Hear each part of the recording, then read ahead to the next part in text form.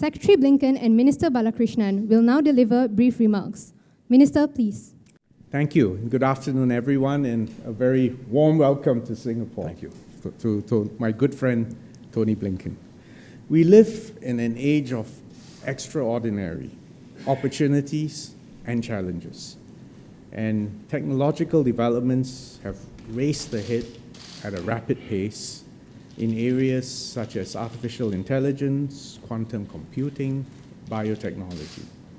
And these technologies have immense potential to spur economic growth and to transform our lives and our societies. The United States is a leader in all these areas. The United States is a magnet for global talent. It also has a thriving, unique business ecosystem. And salient for today, the United States is a long-standing, trusted and reliable partner of Singapore. And so we are keen to continue working with the United States to jointly pursue the opportunities from these technologies of the future. In October last year, we launched the inaugural US-Singapore Critical and Emerging Technologies Dialogue in Washington, D.C. We've made good progress since then. And this morning, my fellow co-chairs, Minister Josephine Teo, Antony Blinken, Jake Sullivan, reconvened the second CET dialogue. And let me just give you a very brief snapshot of some of the progress that we've made. We've concluded a bilateral digital economy cooperation roadmap, which will be the foundation for further collaboration on the digital economy. We're also expanding industry and research collaboration in quantum and in artificial intelligence. Our institutions have expanded the mapping of our respective AI governance frameworks to include new fields such as generative AI. On the economic front, 2024 has been a significant year. We celebrated the 20th anniversary of the US-Singapore Free Trade Agreement. The US-Singapore Free Trade Agreement was the first FTA that the US signed with an Asian country. It was and it remains a gold standard FTA. Today, the US is Singapore's top trading partner in services and the largest foreign investor in Singapore by far. Trade with the US is almost 3 times what it was 20 years ago. I used to remind the previous president, you have a surplus against us.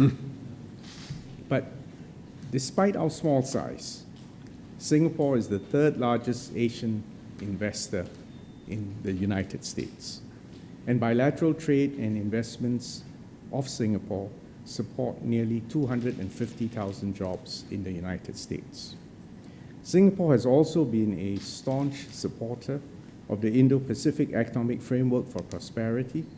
And last month, Singapore hosted the inaugural IPEF Clean Economy Investor Forum and the IPEF ministerial meetings. We have a robust economic partnership. It spans trade, investment, and cooperation in emerging technologies. Today, we've just signed 2 agreements. The Agreement on Civil Nuclear Cooperation, otherwise known as the 123 Agreement, is noteworthy. As you all know, Singapore views nuclear non-proliferation as absolutely essential for international peace and security. The 123 Agreement outlines a comprehensive framework to deepen civil nuclear cooperation between the United States and Singapore, but to do so in a way that is consistent with the highest standards of safety, security, and non-proliferation. Current conventional nuclear technologies are not suitable in Singapore. But given the advances in civil nuclear technology, Singapore needs to stay abreast of any breakthroughs that occur in this evolving field. This agreement will facilitate access by Singapore to information, to technological expertise, and allow us to deepen our engagement with the civil nuclear experts in the United States. I'm also happy to welcome the 4th renewal of the Singapore-US Third Country Training Program. For the past 12 years, the US and Singapore have jointly conducted 76 capacity building programs in areas including sustainability, humanitarian assistance, disaster relief, and cybercrime. These programs have reached out to over 2,000 officials across Southeast Asia, including Timor-Leste. And in March this year, we conducted a pilot course on health security, which included participants from the Pacific Island states. To conclude, our bilateral relations are as robust and excellent as ever. I've outlined our strong economic and technology ties. I should also mention that defense cooperation remains a foundational pillar in our relationship, underpinned by a shared belief that continued US engagement in Southeast Asia is a major contributor for regional peace, stability, and opportunity.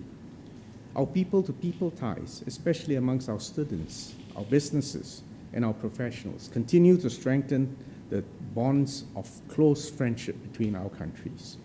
And we recently concluded the US-Singapore Summer Exchange Scholarship Program, which benefited over 80 students from 22 US and Singapore universities. So let me end by thanking Secretary Blinken for being here, for showing up, and for being a wonderful friend and partner, both during your current tenure here as well as the previous tenure in an earlier administration. Secretary, the floor is yours. Thank you so much. To my friend and colleague Vivian, thank you for not only the warm hospitality, literally as well as figuratively, but as always, for the, I think, very thoughtful and I believe fruitful conversations that we've had today. Thoughtful because for us, for me, the wisdom that resides here in Singapore, the insight that our friends have, not just about the region, but about the world, it's been something that's been meaningful to me for a long time, in fact, going back to my last tenure in government. And today was really no exception. We deeply value listening to and learning from our partners, and it's something that I personally deeply value. I was telling Vivian the first time I came to Singapore was actually 44 years ago. And it made a strong impression on me that many years ago, and it continues to in a very different way now, given my professional responsibilities. You heard the Foreign Minister talk about the very important dialogue that we continue today on critical and emerging technology. And simply put, I think there's a shared recognition on the part of the United States and Singapore that in so many ways, together we're present at the creation of new technologies that are profoundly already and even more profoundly in the future, shaping the way we live, the way we work, the way our economies function. And it's imperative, indeed incumbent, upon us to do what's necessary to shape the way those technologies are used, to maximize their potential for good and progress, which is extraordinary, but also to minimize the potential for the less good. And our countries working together on this, to me, is something of great importance, and it's been an area of real focus for the United States. And I'm very glad we could pursue the dialogue today and look very concretely at what we're doing together in this new environment to try to shape the future in ways that benefit all of our citizens and beyond. And of course, this is on the foundation of what is an extraordinary economic relationship. Vivian mentioned this. We are overwhelmingly the largest provider of foreign direct investment in Singapore, 5 times more than the next nearest country. And that speaks volumes, because what it says is we have tremendous trust, confidence in Singapore. We see the future as being here. And when I say we, I mean not just the United States government, but the American people, our private sector. That's a very, very good indication, a leading indicator of confidence in the future and confidence in the future together. I'd note, by the way, that the United States is the largest recipient of foreign direct investment in the world, which I think speaks volumes about the confidence that other countries have in us in this moment in time. The two MOUs that we signed, I just want to speak briefly to them. First, the third country training renewal.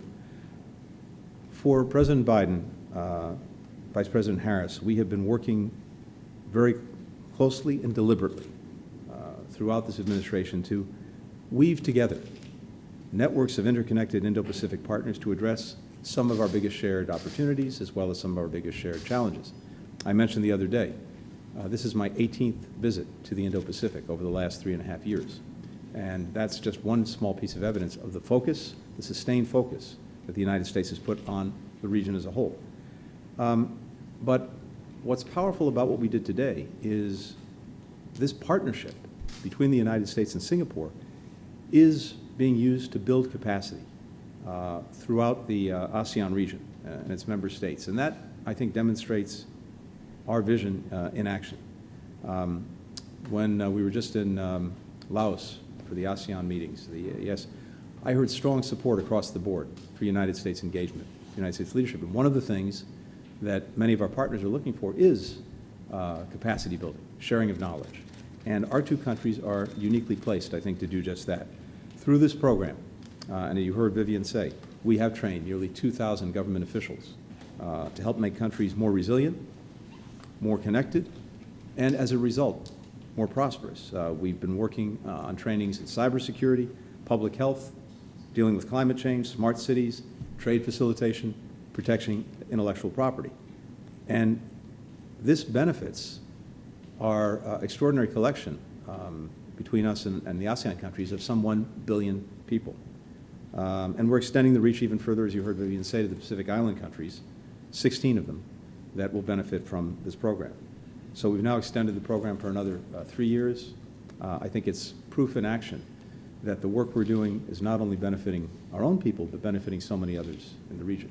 And then the 123 agreement, the peaceful nuclear power agreement. We are also together taking on global priorities, like the clean energy transition. Both of our countries have put forward very ambitious net zero climate targets, and we're also working together to help reach them.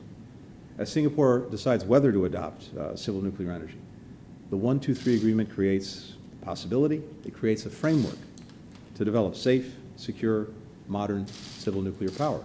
And of course, we're doing a lot of work, Vivian, as you know, in pioneering small modular reactors. I think that increasingly will be at the forefront of nuclear power in the years ahead. But we now have a foundation in which, depending on the decisions Singapore makes, we can pursue things together. It also complements a broader clean energy partnership that we've developed. We have the U.S.-Singapore Climate Partnership, which was launched during Vice President Harris's visit here. We have the Green Shipping Challenge, where Singapore and our ports in Los Angeles and Long Beach are reducing emissions together. And of course, the ASEAN Power Grid, something we talked about just a couple of days ago, supporting renewable energy across the Southeast Asian countries. So all of this taken together translates into two things.